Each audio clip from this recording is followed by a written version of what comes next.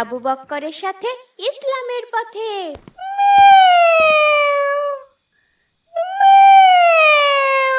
ভাই, তুমি কি কিছু শুনতে পাচ্ছ? হ্যাঁ ভাই, মনে হচ্ছে কোনো বিড়াল মিউ মিউ করছে। তুমি ভয় পাচ্ছ না ভাই? ভয় পাবো কেন? বিড়ালকে কি কেউ ভয় পায় নাকি? এত রাতে এখানে বিড়ালের মিউ মিউ, তবুও ভয় পাচ্ছ না? জিন ভূত তো হতে পারে, আশেপাশে তো কোনো বাড়িঘরও নেই। অনেক সময় ইঁদুর খুঁজতে খুঁজতে কোনো কোনো বিড়াল লোকালয় ছেড়ে জঙ্গলে চলে আসে। সম্ভবত এরকমই কোনো বিড়াল হবে। চলো তো খুঁজে দেখি, ঘটনা কি। আমার কিচ্ছু করার নেই রে, তোকে আজ এখানেই ফেলে রেখে যেতে হবে। তুই তো জানিস, তোকে বাসায় ফিরিয়ে নিয়ে গেলে ওরা আমাকে শেষ করে দিবে।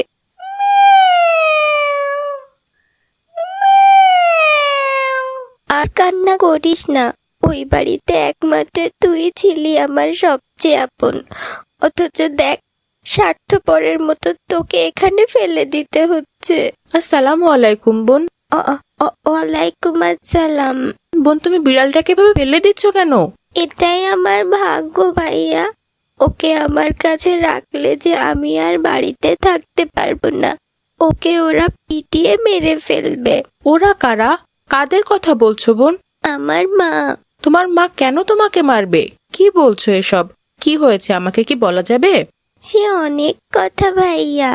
একদিন দেখলাম একটা বিড়ালের বাচ্চা মিউ মিউ করছে, পুরো শরীর ক্ষতবিক্ষত হয়ে পড়ে আছে, ক্ষুধায় ব্যথায় অনেক কান্না করছে।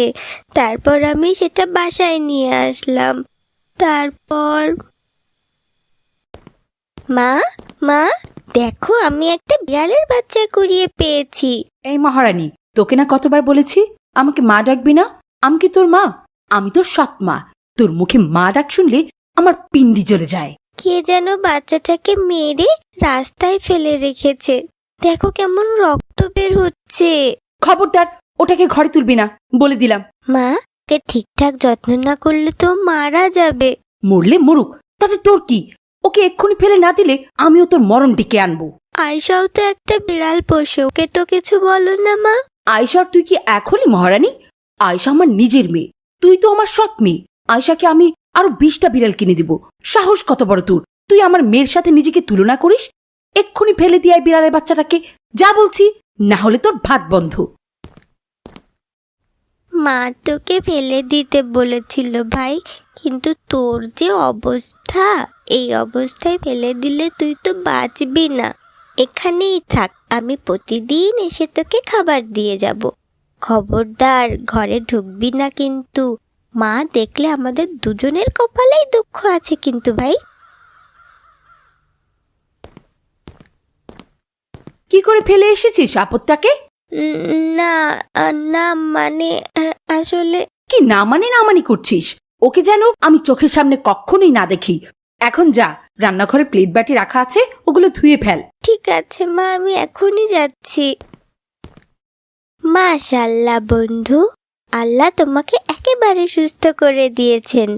কিন্তু খবরদার, আমার মায়ের সামনে কখনো যাবে না, মা ভীষণ রাগী। আজ আসি বন্ধু, আমার বোন আবার স্কুলে যাবে, ওর নাস্তা রেডি করে দিতে হয়।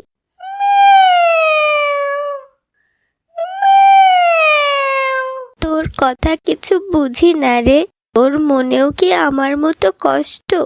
জানিস, আমার অনেক কষ্ট। থাক থাক, দেরি হয়ে যাচ্ছে। এই পোড়ামুখী, কোথায় গিয়েছিলি? আমার মেয়েটা তোর জন্য আজ টিফিন না পেয়ে স্কুলে চলে গেল। ভুল হয়ে গেছে, এরপর আর এমন হবে না। হতভাগা একটা, জন্মের সময় মাকে খেয়েছে, এখন আমাদের জ্বালিয়ে পুড়িয়ে মারছে। মরতে পারিস না? সত্যি আর এমন ভুল হবে না মা, তুমি আমাকে মাফ করে দাও মা। খবরদার, মামা করবি না। আমি তোর মা না।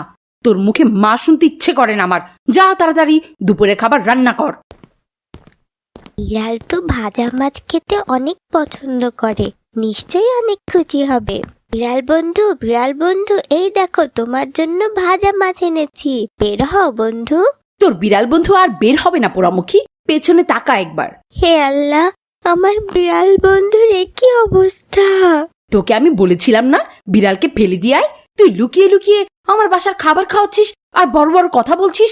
কত বড় সাহস তোর! মা ওকে ছেড়ে দাও, মা ছেড়ে দাও, দয়া করে ছেড়ে দাও ওকে, আর এভাবে কষ্ট দিও না মা।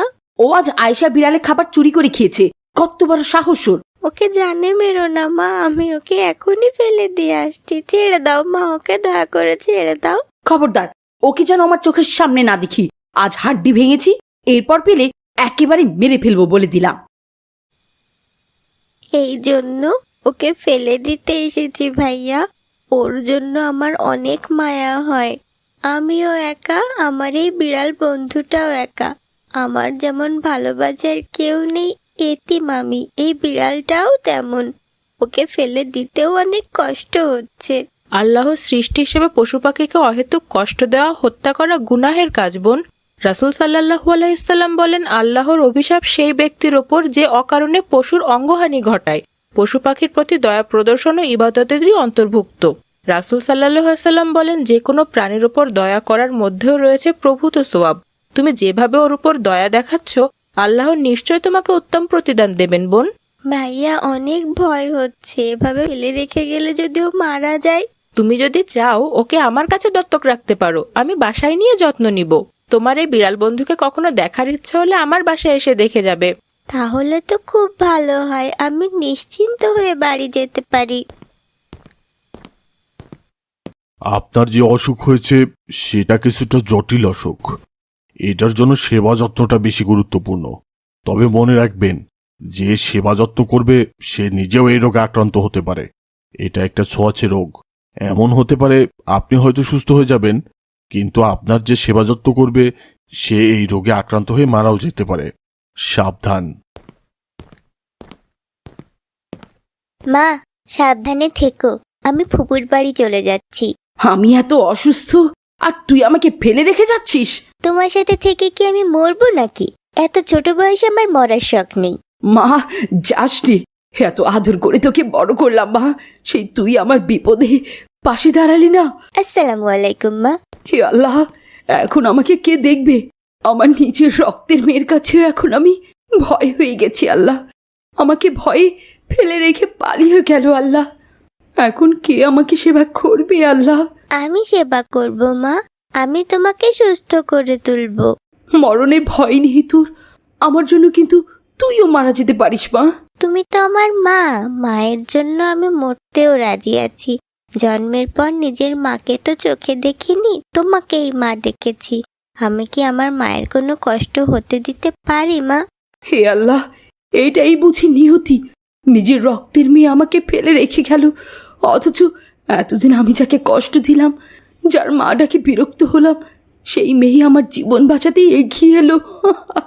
মা তোমার কাছে আমি কিচ্ছু চাই না, শুধু তোমাকে মা বলে ডাকতে চাই।